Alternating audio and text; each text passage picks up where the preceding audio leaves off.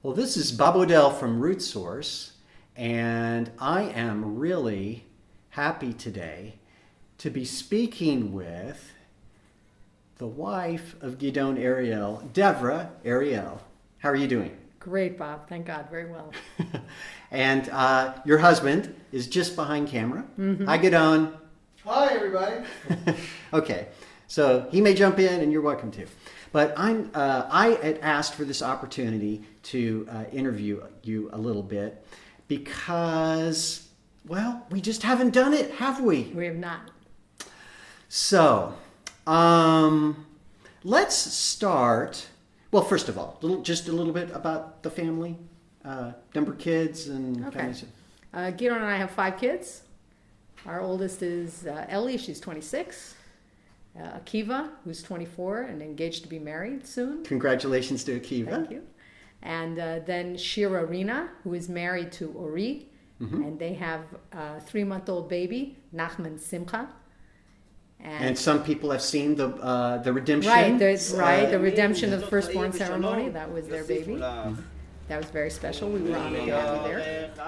And then we have Chaim Zvi, who just turned 19. And our youngest, Moria, is in 9th grade. She's 14 and a half. Wonderful. And so I came into your picture, I think, in early 2014.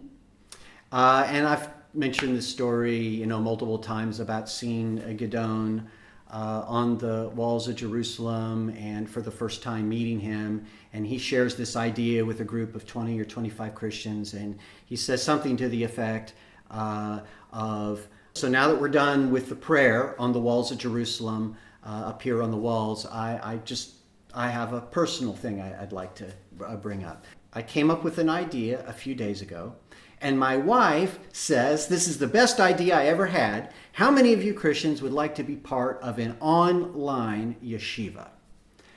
All right, so now, and I've told this story so many times. Right. This is the first time I've had you on. Okay, right. So, was it true? It was definitely true. Well, okay. Tell me. I don't remember where we were driving from or to. We were definitely in the car, and Gidon was saying, I had this idea.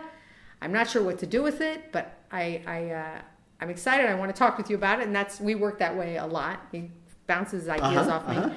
And he said, I'm thinking about making something, I don't know, maybe a Christian yeshiva online. And I said, wow, that's amazing. That's the best idea you've ever had. Go for it. He was like, what? Because usually I'm the oh, it won't work, Gulliver, we're all doomed kind of. But no, wow, what an exciting idea. It got me very excited, and I'm still excited today. Well, I had never met Gidon before, so I had absolutely no context for him. And is he an idea guy? Is he a guy that has one idea a year or one idea a day? But it didn't matter to me because I got a qualification from his wife that this was the best idea I ever had. And so having come to Jerusalem looking for Orthodox Jews in which to see if I could connect with and see if I could be of any assistance, wow, Yeah. So, so you're, I tell the story that, I felt like God said, connect with that man. But your part of it was very, very important to me because I know from my wife, if my wife were to say that, it would really mean something. So anyway, I just love that. Yeah. And so thank you for being part. Well, I should say thank you for helping Root Source become what it is today. Well, I think it's a lot of teamwork, Bob. Yeah. Well, how do you feel about this time that Root Sources, we officially started it in April 1st, 2014, which was Nissan 1. So here we are at the end of 2018 filming this. So what's that? It's about 4.5 years. Yeah, I think so. And so you said it was the best idea, but this has been a long journey. How have you reacted to the things that have happened? I'm constantly amazed and astounded in a wonderful way. It becomes more and more powerful as time goes on, as we meet more people, as we hear the thirst that Christians have for learning about Israel and Torah and Judaism, and and it's added a lot to my own learning when I'm studying Torah, and I'll hear a teaching, and I'll say, "Wow, we're really in redemptive times, and we're really taking an active role in redemptive times. Like this is really amazing stuff." And it's tremendously exciting. I have a weekly class I go to on Saturday and Shabbat afternoons to study the Pentateuch, the 5 books of Moses. And we study very much in depth. We can do sometimes only 2 or 3 verses in an hour class. Do you take the Torah portion of the week No, and go deep? No, we pick a portion and we study it for several weeks. Okay, gotcha. So, and like I said, we can go 10 verses, 15 verses, but sometimes it's 1 or 2 verses for an hour because we go very much in depth. And every so often the teacher will bring a teaching and she'll talk about, and that's for in the future. That's not happening now. And I'll be thinking, oh, yes, it is. Oh, yes, it is. It's amazing. Right. This is one of the biggest things that I've personally learned in the last 4.5 years with Gidon and with this thing. I hear Jews talking about, well, if it's written in the Tanakh, why not? Why not try it? Why not go for it? Right. And this is like a radical, like just has upended my whole, theology. But it's been so refreshing to think about that. So that's so even in the Jewish world, of course, not everyone is the right. I mean, we'll talk about the idea of having eyes to see things. So this is one of the things that you have to have the eyes to see it. Right. But if your eyes have been open and you know what you're looking for, if you understand what you're seeing, what you're hearing, because of the context that we've been given by this relationship. And not just your relationship with Gidon, but the whole root source concept, the reaching out, the building bridges, it opens your eyes to see everything in a different way, and it's very exciting. Wow. So I guess I got another question. When I first got involved in meeting Gidon and then you and so forth, I didn't really have much context for what it meant to be Orthodox or there's ultra Orthodox, but you would refer to yourself as Orthodox, just kind of basic or traditional Jew but so for me it's like I didn't know whether all Orthodox Jews felt the same way about things, but So tell me, is it like that? No, definitely not. So even though there is a prescribed, everyone says, all right, the Tanakh is from God, and even though you've got the oral law and you've got a certain way of practicing the commandments, there's still some wiggle room. There's definitely wiggle room. First of all, there's a concept in Torah study that the Torah has 70 faces. So what does that mean? First of all, it doesn't mean the Torah only has 70 faces, but the idea is, just as a prism can change how you see things, there are different ways to understand things, and even the principal commentators will sometimes contradict each other, but our teaching is that our sages, who also, the Talmud is full of argument, right? Right. But the idea is that the basic context, there's a single context, but the way people understand that context, the way that people, or maybe say a basic concept, but people can come at it from different directions, seemingly contradictory, but so that you can get a lot more out of it. Okay. There isn't one doctrine. We only see it this way. And when it comes to a venture like Root Source, have you had some unusual looks, comments? Yeah, definitely. I have friends who I don't tell them what Gidon does. Okay. Not very many, because I'm not usually friends with people like that, but I have friends I don't tell them. And I have other friends that I tell them in great detail, and they're very excited about it. But I think that part of the ongoing conversation that we're all having here is, look, and part of some of the other things you're involved in is there's an awful lot of uncomfortable history between Christians and Jews. And so the most Jews, It's something that I discussed recently with one of my kids. The idea that when the other is faceless, we're a little frightened, we're a little nervous, we're a little reticent. Yes. We're not jumping into that conversation, and we also generalize. That's human nature. So a lot of Jews, they don't know what a Christian is anymore. Just like there are Christians out there who think that we have horns, and I've met people who have asked me, where are my horns? Yeah. Wait. You're not joking? I'm not joking. Well. Okay, well, look, that's how they've been taught.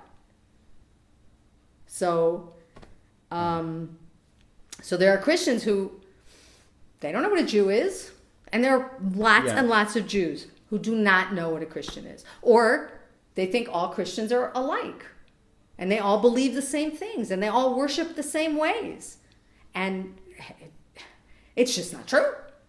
But I think that's one of the reasons why Root Source is so important. We have to build these bridges. We have to help people understand that, hey.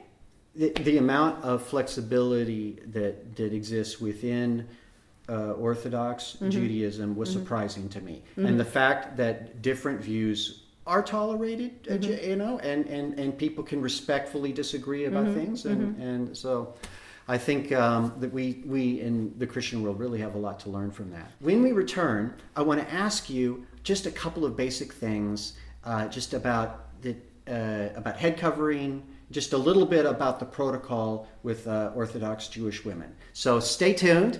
We'll look forward to seeing you in the next segment. But until then, this is Bob Odell from Root Source saying, Shalom.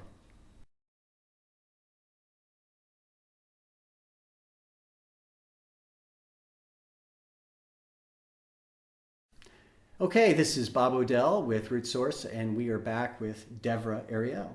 Great to be with you. It's great to be here. So I wanted to ask you just a couple of things about general protocol. First of all, you have a beautiful blue, do you call it head covering? Yeah, you could call it that, yeah. Okay, are there other names? There's Hebrew words for it. What would be a Hebrew You could word? call it a scarf. You could call it, in Hebrew, it might be called a mitpachat. Or in Yiddish, it's called no. Tichel. A tichel, yes, Okay. and some women refer to it as a rag, yes, but that was the word that Gidon used. The ones that may wish that they, Right. but go along with right, it, but would right. rather but not yeah, have. head covering is, yeah. Okay. Perfect. And so what is who wears the head covering and what's the purpose? All right, so like everything in Judaism, it's complicated. And there are lots of views. Okay.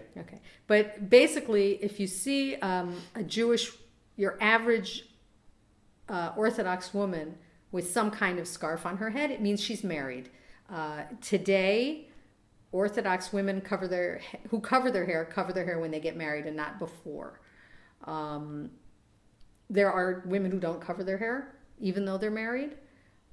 There's some disagreement in the sources regarding the requirement to cover your hair. Is it a Torah commandment from God? Is it a rabbinical additional commandment or an additional stricture? Is it something that is from the oral law?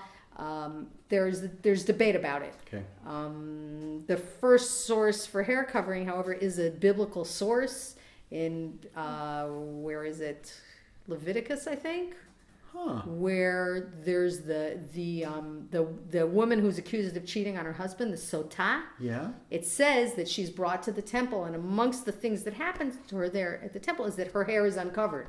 Whoa, the priest uncovers her hair. I just went right over that when I was reading. Wow. Okay. So how I was taught was that it is in fact a biblical commandment that we learn because the sotah has to uncover her hair. So obviously, if she has to uncover her hair, it must be that married women cover their hair. Okay. And you'll see women who cover more and cover less. There are women who wear wigs. And when a woman does not have a head covering and she's younger, and then people assume that she's probably not married. Not married. But and is it? It depends on the society. I mean, the more I guess people refer to themselves maybe as more modern, are less likely to cover their hair. Maybe. It's not a hard and fast. There's some flexibility in that. There's a fashion now to wear just a piece of cloth, almost like a headband. You'll see some women like that. Okay. Okay. And so have you worn a head covering for a long time? Yeah, since I got married, I've been covering my hair. Okay, very nice. Yeah. And the other thing is the protocol on physical contact. Right. Now, I have to apologize to you because in the early days of Root Source, I remember one time we were having a big event at the Menachem Begin Center, and I was very nervous before there were cameras and there all this presentation, and I was very nervous, and I saw you from across the room, and I went right over and stuck my hand out and shook your hand, and now I have this thing that runs in the back of my head that says restrain. Wait for a hand to be offered, especially if it's a Jewish woman. Right. Only take a hand if it's offered. Oh, nice. To me. Nice. But will you attest that even though we had dinner together with Gidon and so forth, but there's been no physical contact? That's true. Right? This is true. And that's completely comfortable to you. Oh, yeah. Okay. Well, you know what? I grew up secular. Uh-huh. And there's no question that there is an additional language of touch, right? But I've learned that I have to communicate with words. And there are situations where, if you offer your hand to me, if somebody who doesn't know offers their hand to me, I'm not going to embarrass them, because we don't embarrass people knowingly. That's what you did. You took my hand.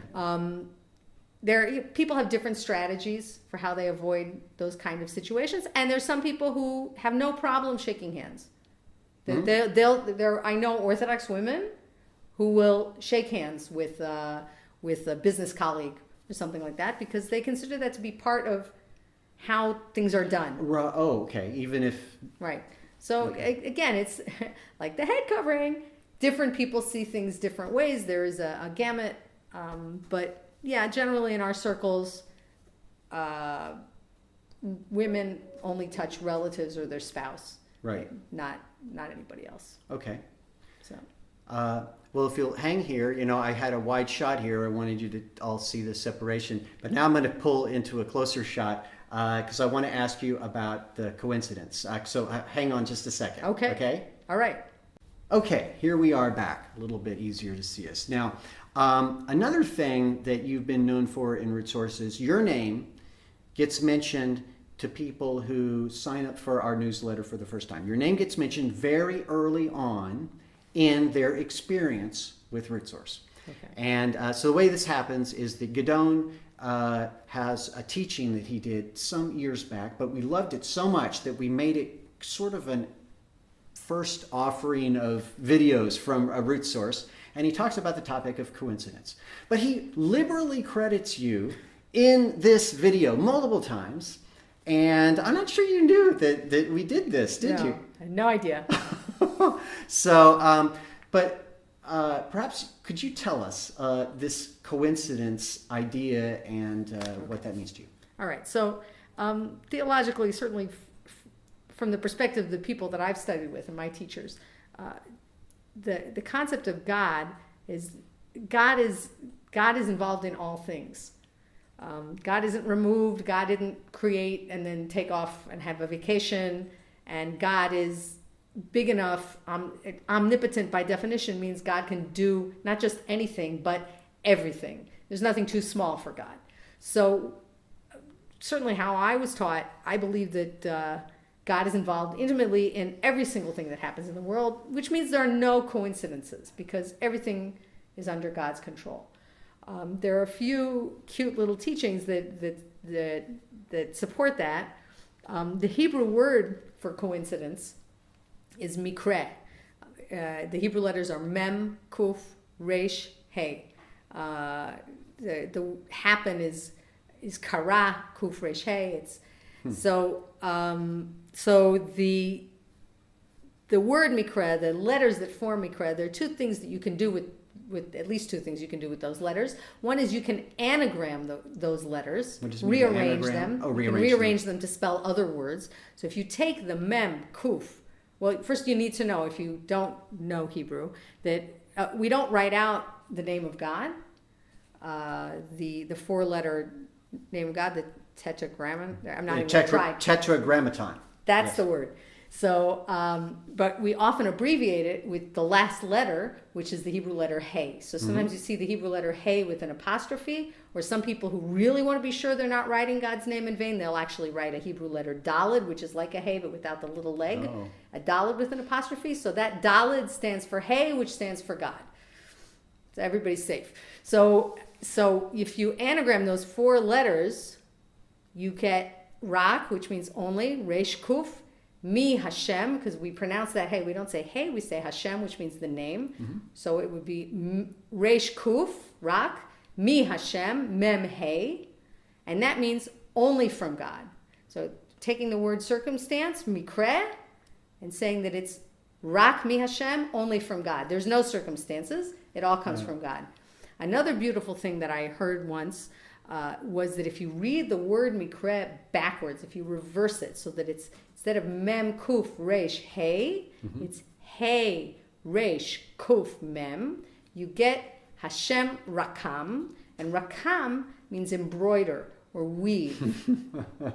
So because we can understand, we look at the world and there's so many things that we see going on in the world and we say, how can that be from God? It's so terrible, it's so distressing, it's so awful. And there are awful things going on in this world and we don't understand them. But if you take a tapestry, if you take a piece of embroidery and you turn it over, the back is just a mess of knots. A jumbled mess. It doesn't seem to signify anything. It might even be attractive if the colors go well together, but there's no rhyme or reason to it, and our human eyes have a lot of trouble enjoying looking at it. That's true. It's very random. True. It isn't enjoyable. Yeah. But if you turn it over to the correct side of the embroidery, you have a beautiful, orderly, understandable, attractive picture. So if we say that God wove, God embroidered, we say God is creating the state of the world. Whatever's going on, God is controlling it. And we are only seeing the back. So it looks like a mess. But God is omnipotent. So there must be some purpose to it. We just don't understand. But there's no circumstance. Well, that story and my reason for asking you about it, I think leads into what I want to do when we come back, because you have a story that blew me away so much that I said, you've got to tell this story on Root Source. Okay. So we're going to tell that story when we come back in the next segment. But until then, this is Bob and Devra saying shalom. Shalom.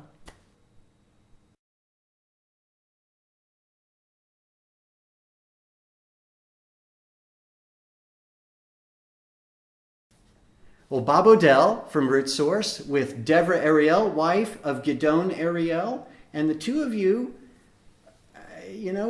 Root Source is not just Gidon anymore. It's really Gidon and Devra, and you're proving it here by being part of this broadcast. Great. Thank you again for doing this and for being willing to tell a story which is, well, I'm just not going to give any introduction. What do you want to tell us? Okay. So I'll preface this. I'm not going to get the chapter and verse right because I'm not good with chapter and verse. I'm not great either. There's a verse in Psalms. I think it's Psalm 92 that says, it says in Hebrew, it's lehagid baboker chasdecha, to say in the morning your loving kindness, ve'emunatecha balelot, and your faith in the night. And we can understand that verse by saying that in the light of day, when there's light, when there's clarity, we can see God's loving kindness in our lives. Yes. But so often we're in the dark, and then we can only rely on our faith that God is there supporting us. So almost 11 years ago already, it'll be 11 years this April, I guess, this coming April, our younger son, Chaim Zvi, finished school a little early, and he had basketball practice. And but how old was he then? He was 8 years old. He was in 3rd grade. He had basketball practice. And where were you in the time? I was in the States. What town in Israel? Oh, okay. We were living in Ma'ale Adumim. Okay. Okay. I was in the States. I had gone to the States for the unveiling of my mother's blessed memory's tombstone. Oh. And so I'd flown to the States by myself. I was actually on my way home or preparing to leave the States. And Chaim Zvi got out of school early. Great. Any kid who can leave school early is a happy guy. And he walks out of school on his way to basketball practice, which was on the other side of a big street. Okay. And they had recently moved the crosswalk to a bit further down the street, and they'd put up a fence in the middle of the road, very wide road. But he decided he was used to crossing there, and he would get over the fence or whatever. I think a lot of kids were doing that. So he just walked out into the street. So wait. So you've got a multi-lane street, and Right. with some kind of dividing Divider. fence in the middle. So Right. he has to go across some lanes and then go over this. Normally there'd be a crosswalk, but Right. now there's a fence. Right. So he has to climb a fence in the middle of the street. Okay. Right. Okay. So he never got to the fence because as he started out crossing the street, it's a big street and people drive there quite quickly, even though it's next to a school. It wasn't during school hours, and he got hit by a car. And the impact broke his leg in 2 places, and he flew through the air about 3 yards. He landed on his face. He broke his jaw in 2 places. He broke his nose. He had a crack in his skull. And it was, I do not exaggerate, the best thing that ever happened to him in his life. It was an amazing thing. Although it was horrifying when you heard it, right? Yeah, well, I was in America. Yeah. Okay. The reason that it was so wonderful is because they took him to the hospital and they did a CT to see if he had a concussion. Because he landed on his face. He Yeah. hit his head. So they took him to CT, and then they said, oh, well, we got to look at this more. They took him for an MRI. It turned out he had a brain tumor. And he was asymptomatic. Nobody knew. But if he had not had that car accident, I don't know when we would have discovered it. So that by itself is an amazing story, right? That's 2 or 3 minutes. But we were talking about God being involved in the world and in every detail. Yes. Okay. So the story of Chaim Zvi's car accident is a story of how God is in the details, how God is involved in everything. So first of all, it's kind of obvious. Okay, the car accident was good because we discovered the brain tumor. And I can talk about why the brain tumor was good, but before I get there, I want to just give some context to the whole thing. Please. First of all, the accident itself. The young man who was driving the car who hit him was coming from his high school, which is a high school that specializes in preparing kids to be firemen and first responders. Okay? Oh my so goodness. The best person you could have on the scene of an accident is somebody who's trained as a first responder. So the kid knew what to do, right? He was a 12th grader. He knew what to do. The accident happened a 1.5-minute walk from the local red Star of David, what would be the Red Cross in other countries, station where the ambulances are and everything, right there. So there was absolutely, once the call, once the driver put in the call, they came immediately. So they were right there. Also the accident itself, his injury, he had no internal injuries. No internal injuries? No internal injuries at all. He flew, did you say 3 yards? Yeah. He only had orthopedic injuries. He didn't lose consciousness, but he doesn't remember it, which is probably a blessing. Okay, so that was the accident itself. They took him to Hadassah Ein Kerem Hospital. Okay. And they got a That's quite a drive from Ma'ale Adumim. Yeah, that was I'm not sure why they took him there, but that's where they took him, which is fine. So I was in America, and the time of year was 2 weeks before the Passover holiday, which is... By the way, how did this word reach you? Okay. That this had happened? So I was coming back. Now, I had planned this trip for a while, and one of the things that part of the trip was that coming back, I didn't have a direct flight from Kansas. My mother's buried in Kansas City, so I was coming from Kansas City back to Israel. The travel agent wanted to book me through O'Hare, and the original itinerary gave me an hour in O'Hare, and I said, that is not enough time. Anybody who travels in the United States knows that an hour in O'Hare is not going to be enough time. It doesn't matter even if the gates are right next to each other. And this was not going to be that because it was domestic to international. And I said, this is not going to work. And I asked her to schedule a much bigger gap for me. So she did.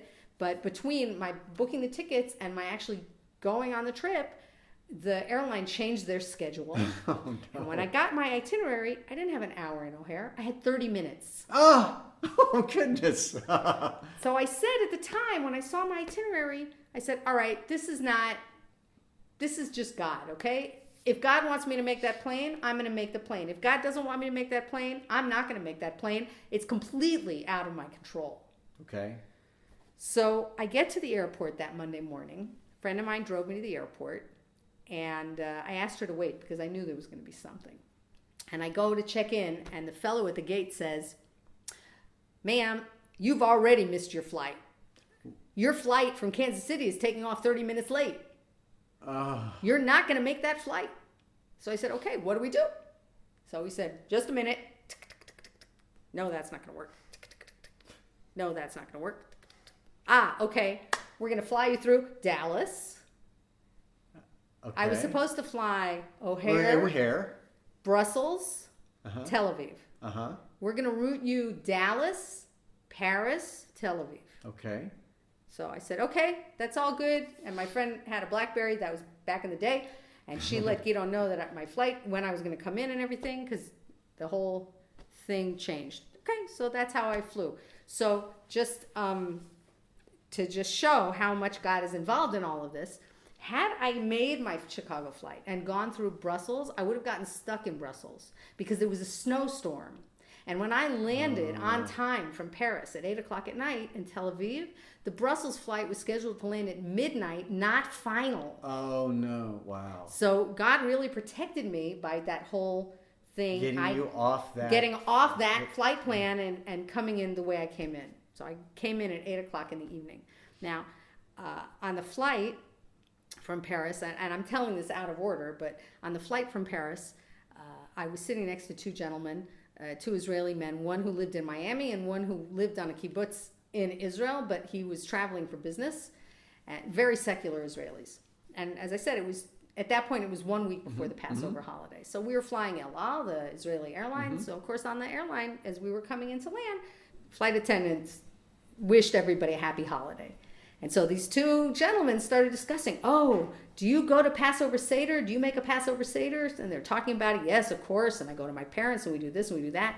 And all of a sudden the kibbutznik, who for many Israelis, a kibbutznik is the quintessential atheist, right? The secular Israeli, the quintessential secular Israeli. All of a sudden he bangs on his armrest and he says, I don't care, in Hebrew, the conversation is going on in Hebrew, I don't care what you call it. He said, the name of God. He said, you can say this, you can say that, you can say the creator, you can say some higher power. There is a power that runs this world. So I'm sitting there going, this is great. I'm loving this. I can't wait to tell Gidon about this. This is great. And it was only in retrospect that I realized that was a personal message. Because I came out of the plane and I turned on my cell phone and Gidon calls, and I'm all this is in Israel. This is in Israel. Yeah. Okay. And I turned on my cell phone, and I don't remember if I called Gidon or he called me, but I was all excited and bubbly, and hey, and I'm home, and whatever. And I said, okay, so I'll see you soon. And he said, no, wait, I have to tell you something.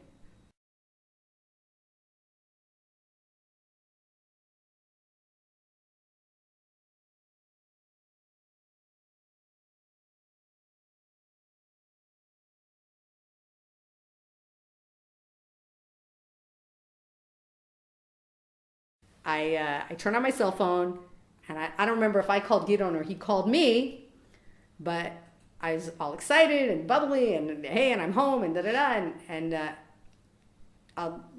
whatever. And I said, okay, so I'll see you soon. And he said, no, wait, I have to tell you something. So I'm like, okay, what? He says, Chaim Zvi got hit by a car. So I have to say that I was not surprised because, little boys, yeah. But I said, all right, I had just finished studying a book called In the Garden of Faith, the Garden of Emunah. I'd been studying that book the whole trip. And I said, okay, God does everything in the world. Everything God does has a purpose, and everything God does is good. So this must be good. And then, he assured me that, he told me what his injuries were. We didn't know about the brain tumor yet. Yes, yeah. But But I was able to say, this must be good, which is amazing that I could say that. Wow. But in retrospect, thinking about what that kibbutznik said, right? There is a power that runs this world. That was a personal message. That was a personal message from God to you. Right. Isn't that amazing? Fantastic. Isn't that amazing? Oh, and the source, the unexpected source. Exactly. So it made that even much more powerful. Right. Wow. Right. Amazing. So, yeah. So you asked when I found out. So I found out after I landed in Israel, but I had this layover in Paris, and one of my neighbors phoned me. Now, at the time, this was before many people had smartphones, whatever, and the fees, the cost of using the phone internationally were prohibitive, not just to the person receiving the call, but the person making the call. Yeah. And my and neighbor they don't called necessarily me, know. right? And she just dialed my regular Israeli Yeah. number. So I said, I'm in Paris. I don't know if you want to talk to me. She said, oh, I'm sorry. Okay. She didn't give a hint why she called me, and it was not somebody who normally calls me. So it was a little weird, but okay. Then I get a message that another friend of ours is going to pick me up at the airport. And I said, wow. No, before that, I get a message from Gidon. He says, call me as soon as you land. And I thought, oh, isn't that nice? He misses me. How wonderful. And then he sends another message. Our friend is going to pick you up. And I said, wow, what a great friend. How wonderful is that? That's so nice. Little did I know. Right? So isn't that a nice thing? He was trying to get you home before. Right. Because what would it have been like being on that flight and you had. Okay. Right. Okay. Wonderful. So that brings to another dimension of the story. The story is like an onion. Okay. There's so many layers to God's involvement in this story. So another layer to this story is a week or two before I flew, we had a massive recital of Psalms in our community for a little boy who was about to undergo brain surgery. What does that mean, a massive recital? Like how many Psalms? Finishing the entire book of Psalms multiple times. Whoa. The way that's often done is you can buy sets of the book of Psalms with every Psalm in a separate booklet. You get together a bunch of people, you hand out the booklets. Okay. So that together the group recites, each person is reciting a number of Psalms. Together the group as a whole has recited the entire book of Psalms. And sometimes if you have a lot of people, you can do multiple readings of the entire book of Psalms over an hour, depending on how many people are involved, whatever. So this young boy in our neighborhood had a very terrible form of epilepsy, and he was about to undergo brain surgery, which hopefully was going to help. So I participated in that, and he was actually having his surgery the day that I flew. So because I was in the year of mourning for my mother, there are a lot of different traditions about mourning practices. They're not necessarily law, but different things that people do. I was not watching any movies the year that I was in mourning, so what are you going to do on the plane, right? Not going to watch movies. Yeah. So I said, I will recite by myself the entire book of Psalms. That just came to you. For the health of this little boy, because I'm going to be flying. I'm not going to have anything else to do anyway. I may as well use my time wisely. So there's no question in my mind, because we also have a tradition that someone who prays heartfelt for someone else, that their own prayers are answered. So there's no question in my mind that recital of Psalms on my way to America impacted my son while I was away. And it, as I said, no internal injuries, whatever.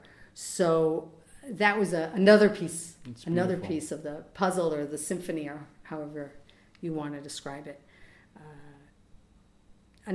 So that was how I found out. Yes.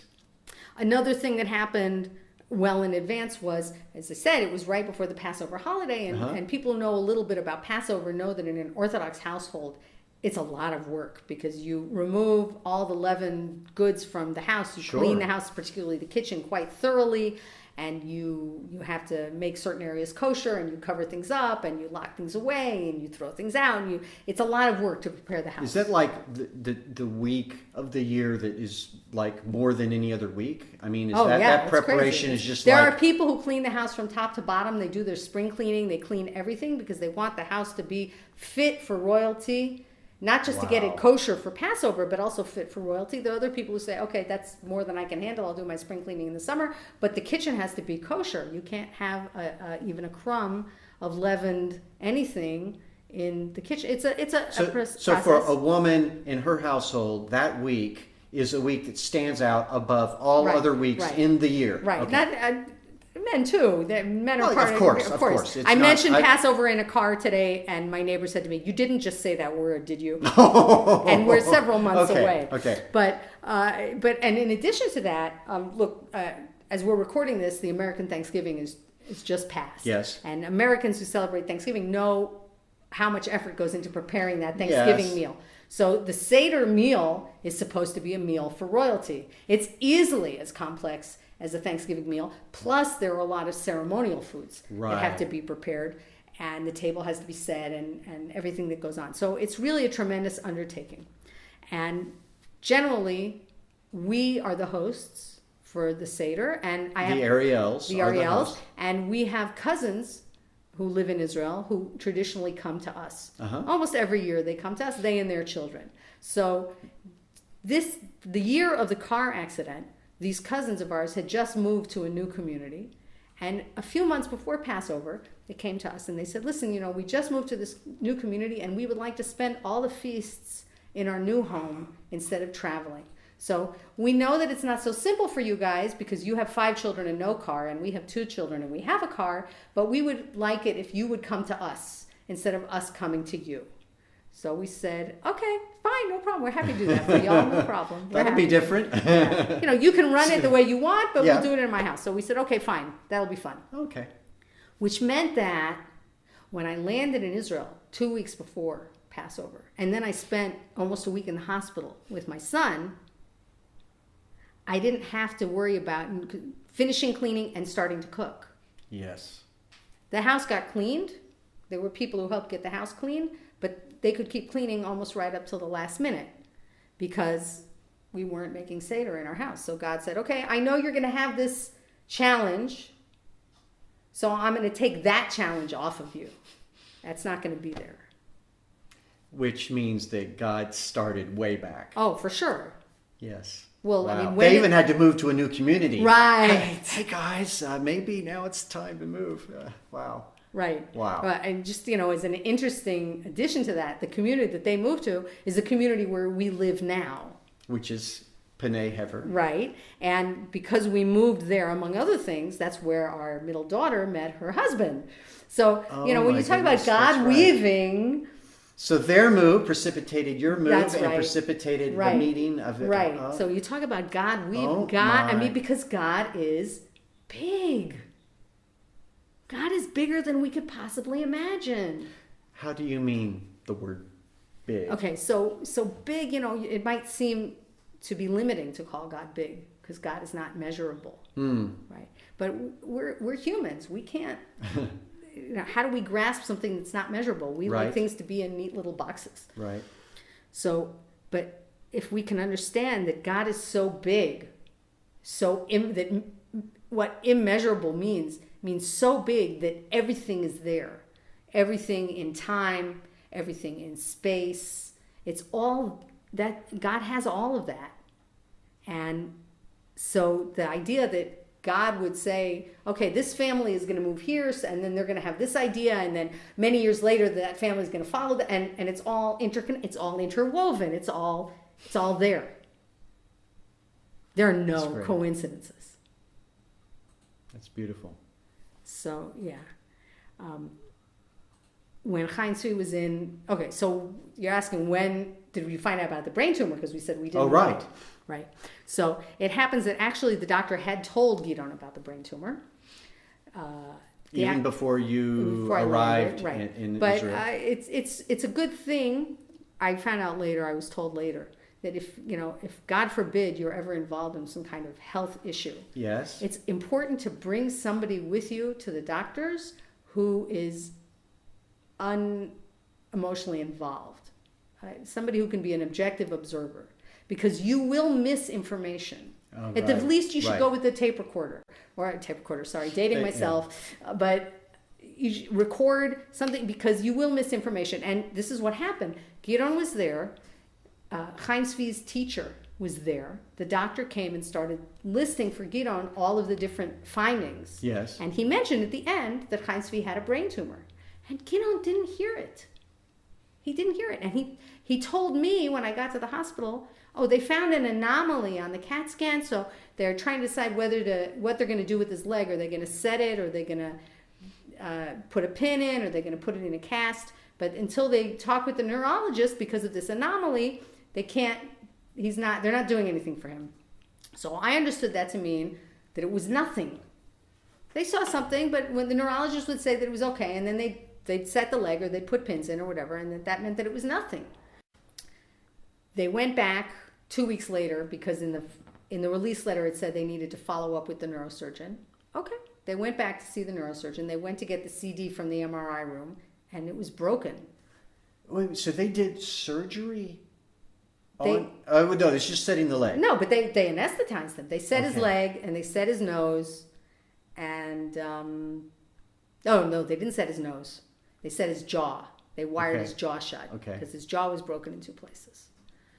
So then they couldn't touch his nose because they had to keep one airway open Yes. during surgery. Oh, okay, makes sense. So they went back to see the neurosurgeon, but the disc was broken, so they had to reschedule. They rescheduled it for the following week. He goes back, and lo and behold, it was Israel Memorial Day. Nobody should have scheduled an appointment for Israel Memorial Day. No doctors were there. So they went back the following week. So now it's a month after the car accident. They go in to see the neurosurgeon, and the neurosurgeon says, "What took you so long to get here? This child has a brain tumor." And so here's this little 8-year-old boy and Gidon. So they come to me at work and they tell me, so we don't know, okay, what does that mean? That's pretty scary. So we go to our family doctor, and he says, "You must get a second opinion." So we went and we found out, we got recommendations who to see, and we were told to go and see a certain Dr. Shlomi Constantini in the Dana Children's Hospital in Tel Aviv. And we took with us our good neighbor. We had neighbors who only lived next door to us for a year, wonderful people, and the husband is a physician. He's a family care physician, Johns Hopkins trained, and in fact was also taught at Hopkins when he lived in the States. And he drove us to Tel Aviv on a Saturday night to meet with this Dr. Constantini at 11 o'clock at night to get a second opinion. So, we were really surrounded by wonderful people. And we saw Dr. Constantini, and he looked at it. The neurosurgeon in Hadassah felt that it was a cancerous growth. The Dr. Constantini said, "I think it's benign, but we'll only know when we do the biopsy. We'll only know after we take it out. It'll take a while." But once this doctor spoke, he was so confident. He was so calm. I felt relieved. I felt that everything was going to be okay. But before we walked out of his office, so we asked him, "Okay, so we'll just do this in Hadassah, right? Because we live by Jerusalem." He said, "Of course you're going to do it here, in my hospital." So we said, okay. It turned out that at the time in Hadassah Hospital, they weren't doing 100 brain surgeries a year. In Dana, they were doing over 100 pediatric brain surgeries in a year. Whoa. This was the place. Wow. But before we left Dr. Constantini's office, and he's a secular guy, I said to him, "Listen, we're believing people, and I'm sure that you're very skilled and you're very experienced and very intelligent, but we believe that your success or failure comes from God." And he said in Hebrew, "I like the label messenger, shaliach," which was amazing. And to me, that was wow, because if there is a doctor in this world who has the right to be arrogant, it's a pediatric brain surgeon. And here's this man saying, "No, I like being called an agent of God, Whoa. a messenger." So that was pretty impressive. Wow. So not long, And what a thing to hear at the Yeah. point of something so important Right. for your family's future, Right. and then to have someone say right, that. right, right. That's amazing. great. Amazing. And he has been an amazing doctor all along. He's an amazing guy, and people come from all over the world to study with him. Uh-huh. So a few weeks later, I mean, he said, "Okay, listen, we need to do this, but don't be too stressed out. It'll be okay. Whatever. We'll schedule it for." And we scheduled it. And when Chaim Zvi was recovering, and we were in Tel Aviv, at some point, about in Israel, it's very common for religious girls to instead of going to the army, they can get out of going in the army entirely, but then what national religious girls often do is they volunteer for a year or two in national service. It's very common to Right. see national Right. service girls in all Right. kinds of contexts. Mhm. So there were, of course, girls doing their national service in the hospital. They were actually on the oncology ward. But somehow I got to talking to these two girls, even though we were not on the oncology ward, and I told them this story with all its details. And one of them said to me, here I am on this ward, the oncology ward. And that's a hard ward to be on, you can You imagine. bet. Pediatric oncology. That is a rough place to Oh. be. And here's these 18-year-old girls. And they're there, and what tools do they have? And parents look at them and they say, "You're religious, how could a God do this?" Right? And this girl looks at me, she says, "I have an answer now. I have an answer now. God knows what he's doing. There's somebody who runs this world." And that, to me, is why Chaim Zvi had to have a brain tumor. Because we had to be there for those girls. We had to have that story. We had to be able to talk to them. That's beautiful. Because, wow. So, I'm sure I've left out all kinds of things. What was his recovery like? It was a rough recovery. The brain tumor was in the part of I don't remember how you say it in English, but the part of the brain that controls balance. So Was it benign? it was benign. In the beginning, he went for MRIs every 6 months. Now he goes every 2 years. He has a nice big scar on the back of his head. He's fine. He's fine. He didn't get a combat profile for the army, but I don't think it's because of the brain surgery. I think it's actually because he still has a pin in his leg. When you told me this story before, you added one aspect to it that I wonder if you could comment on. Okay. You talked about the window. Right. I knew I was leaving something important out. Thank you. In fact, hold that thought, because we're going to come back and finish this story in our final segment. Okay. Until then, this is Bob Odell with Root Source saying Shalom. Shalom.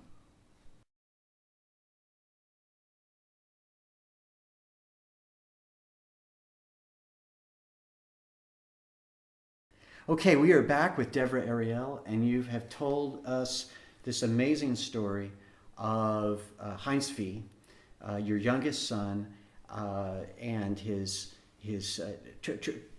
terrible accident crossing the road. But you said it's the greatest thing that ever happened to the family because this benign brain tumor was discovered early. And I suppose that these things grow and they can impact the brain, right? Even though they're benign, right? It was not small. Whoa. It was not small. Whoa. And so he's recovering, Mm-hmm. and so it wasn't an easy recovery. Right. And I asked you to give us your perspective on something you had mentioned in a previous telling of this about the window. Okay. So the biggest takeaway of this story really is, of course, God's hand in the world. So when I think about this story, when I talk about this story, I talk about, we learn in the story of Noah, when Noah built the ark, God tells Noah to put a tsohar in the ark. And it's not clear what a tsohar is. Some people have the opinion that it was a jewel or just a plain window. clearly it was something used to bring light into the ark. No windows are described in the ark. But the tsohar apparently provided light, an opening into the ark. And I feel like the story of Chaim Zvi, the idea that a kid flying through the air and landing on his face and lying in the street in a pool of blood was a good thing, to me, that is a window, a tsohar, that God has given us to see that he runs the world and he knows what he's doing. You know, there's so many hard things in this world. But if we can trust, if we can have the faith that God knows what he's doing, it helps. So let me see if I understand what you're saying. The amazing set of coincidences that you've told us here, and is a way in which you've been able to see God working. Right. But your life isn't always like that. It's a muscle, Bob. It's a skill. Yes. So that's the lesson. Yes. It's a skill. The ability to. Once I was with somebody and I had just got a package from the post office and it was very big and it was difficult for me to carry, and then all of a sudden the wind blew a plastic bag across my path. Okay. Coincidence? I would guess. But now I had a bag to put this item in and I could carry it. But you have to learn to see those things. So before this event, did this coincidence story that you told, earlier on in these interviews? I mean, did that come to you like after that? I mean, this okay? No, that was from before. No, that was from before. That was from before. But you said that this was like a tsohar. This this was tremendous. I mean, this wasn't just a plastic bag blowing across my path to make my life a little easier. Right. This was taking something that is every parent's nightmare and realizing that, wow, what a blessing that was. What a gift that was. It was a gift. I'll add another story. We have a friend who very sadly lost both legs in a car accident. It's a horrific thing. The husband, the father, the provider of the family. Oh, boy. And, the recovery and the relapses and all the terrible things that he went through. So a year after the car accident, he held a meal of Thanksgiving. He invited hundreds of people to it in a hall to say thank you, not just for surviving the car accident. I always want to say he stood up, which is a little, no, he didn't stand up. But he said very clearly, he said, losing my legs was the best thing that ever happened to me. And I remember telling my mother about this, and I said, this man is a tzaddik. He's a holy person. He's a saint in the Jewish sense. And my mother said, no, he's just nuts. And you know what? Maybe you got to be a little nuts, but he really believes this. Yeah. He believes that in this one sudden act that happened to him personally, God changed his life for the better. And that's something that's many, many years ago that I was at that meal. But again, it's a muscle, it's Even a skill. That was preparing you. Right. Yes. For my this own moment, for this own moment in your own life. Exactly. But yeah. So, coming out of this, it's been 11 years, you said? It's almost 11 years. Almost 11 years. So, how has that experience, how do you see that experience having changed you and or the family, or in what ways can you look back? Well, I keep saying it's a muscle, right? So I think that was a tremendous workout, right? Right. That's it brought us all to a different place. The muscle of exercising the looking to see God in the circumstances. Right. Okay. Right. Which was a lesson for the whole family. My children heard the story told incessantly at our Sabbath tables to guests, week after week, after week, after month, after year. because every time, because we like to host people for Shabbat, and every time certainly a year or two after the accident, we were telling everybody the story, because what an amazing story. You have to tell it. You have to give glory to God. You have to say thank you. So my kids have heard the story countless times. I'm sure that it impacted them all in tremendously positive ways. It has, of course, strengthened my faith personally tremendously. When I'm struggling with something, I can just remind myself, oh yeah, my kid flying through the air. It's good. You see it. Like you weren't there, but you still can see it in your mind's eye. Right. And you started this with a Psalm 92 and that verse. So how do you tie this then again to the story? Okay. So at some point somebody phoned me before we knew about the tumor. One of my neighbors phoned me up and she said, "You must be going through hell." And I was like, "No, I'm not. Huh. And I think that it's because even though we were in night, certainly once we found out about the brain tumor, we were in dark night. I mean, the neurosurgeon said he thought it was malignant. Wow. But when Gidon told me about the accident, this comes from God. Everything God does has a purpose. So there must be a purpose to this. So it must be good. So it must be good. So that's the dark night, the faith in the dark night. And then, once everything becomes clearer, and as you see, the ripples and the repercussions are still happening, but once it becomes clear, we see that it's God's loving kindness, that it's chesed, it's not night. Because now we've got the light, we've got the tsohar, we can see it. That's beautiful. That's beautiful. So we have a duty to declare his loving kindness in the morning when we can see it. Mm-hmm. But when it's night, it's time to begin to declare his faithfulness or to standing in faith. Mm-hmm. That's right. Beautiful. Oh, that's beautiful. And this has been a beautiful story. Thank you so much for sharing this with us. Also, thank you for sharing your husband with all of us. It's really my pleasure. It's a wonderful thing. And thank you, Bob, for everything that you do and your contribution, because really we could not do this without you. Oh, it's great to be part of it. Thank you so much. Well, there you have it, Devra Ariel. And maybe this won't be the last time we talk together. Okay. So until that time comes, we will try to stand and declare his loving kindness when we can, and when we can't, then stand in faith. Right. And as we do that, we hope that we will all find our way into peace or shalom.